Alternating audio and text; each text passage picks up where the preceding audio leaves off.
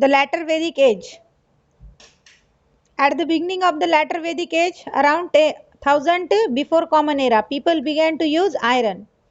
जैसे ही later Vedic age शुरू हो गया, लोगों ने लोहे का यूज करना शुरू कर दिया. आयरन मेटल्स लोगों को यूज कैसे करना है ये समझ में आ गया.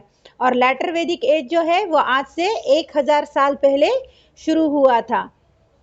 This was the beginning of the iron age in India. और लेटर वैदिक एज से ही लोगों ने आयरन मेटल यूज करना शुरू कर दिया. और इसीलिए ये जो बिगिनिंग का पीरियड है लेटर वैदिक एज का, वो भारत में आयरन एज से भी नाम जाना जाता है. उसे आयरन एज ऐसा भी कहा जाता है, लोह युग ऐसा कहा जाता है. During this period the Aryans moved towards the Gangetic plains and settle the Ganga Yamuna Doab regions.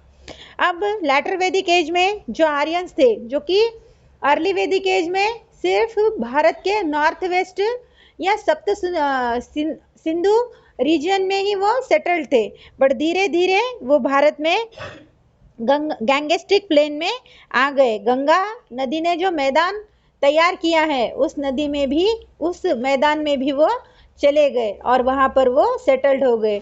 जहाँ पर गंगा और यमुना नदी ने बनाया हुआ प्रदेश है, दोआब है, वहाँ पर वो सेटल्ड हो गए. और वो कब सेटल हो गए? तो लेटर वैदिक एज में सेटल्ड हो गए. Then next, many changes took places during the later Vedic period. अब later Vedic period में बहुत से changes हो गए.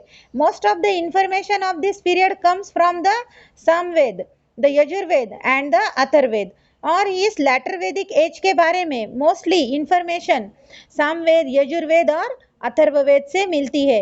The other Vedic text, the Upanishads and the Brahmins and the Aranyakas are also this period. और Vedic जो other वैदिक text है, जिसे हम उपनिषद, आरण्यक, ब्राह्मण केज ऐसे कहते हैं, उससे भी इस एज के बारे में बहुत सी इंफॉर्मेशन मिलती है. The various events mention in Ramayana and Mahabharata are believed to have taken place during the end of the later Vedic age.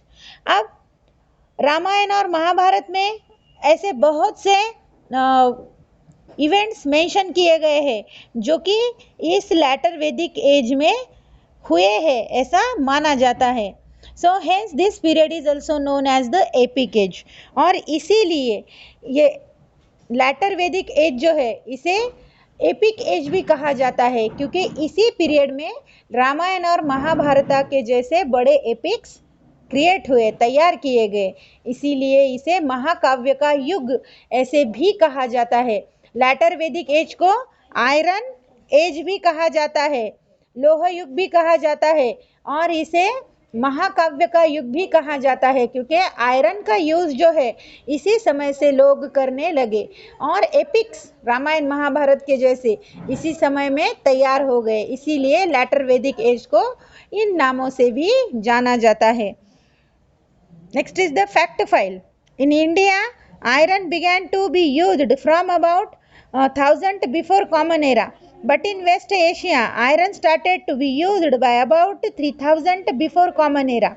अब हमारे भारत देश में ही आयरन का यूज आज से 1000 साल पहले होने लगा था, यानी कि तब से हमने शुरू कर दिया, आज से 1000 साल पहले से. बट एशिया कॉन्टिनेंट में, वेस्ट एशिया में, एशिया कॉन्टिनेंट का जो वेस्ट का पार्ट है वहाँ पर आयरन का यूज आज से 3000 साल पहले ही किया गया था, यानी कि तब से चालू हो गया था. Iron was harder than the copper and bronze and was use for making tools and weapons such as spades, shovels etcetera. Iron जो होता है वो दूसरे मेटल से बहुत हार्ड होता है, बहुत टफ होता है. जैसे कि कॉपर और ब्रॉन्ज, ये जो मेटल है इनसे आयरन मेटल बहुत टफ होता है, हार्ड होता है. और आयरन से बनाए वाले टूल्स, जो भी चीज़ें होती हैं, जो भी वेपन्स यानी कि जो शस्त्र होते हैं, जैसे कि स्पेड्स, शॉवेल्स, ये बहुत मजबूत होते हैं. The iron age led to many significant developments in the history of the world.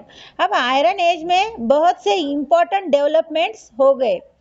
ऐसा हिस्ट्री में दिया गया है, यानी कि पूरे वर्ल्ड की जो हिस्ट्री है उसमें आयरन एज का जो स्टेटस है वो एकदम सिग्निफिकेंट है, क्योंकि इसी समय में बहुत से डेवलपमेंट हो गए।